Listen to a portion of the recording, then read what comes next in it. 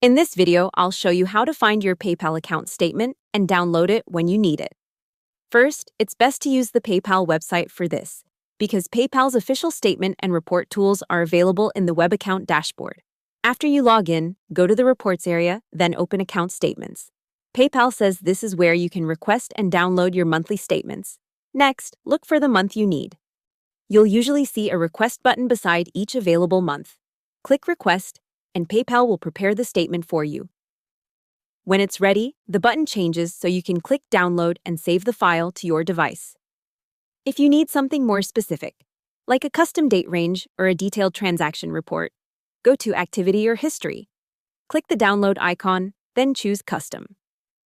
PayPal says you can select the report type that fits your needs and generate it from there. So, if you're looking for a normal PayPal statement, use Reports and Account Statements.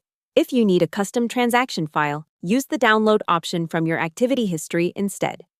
Hope the tutorial was helpful. Subscribe to my channel and see you in the next video.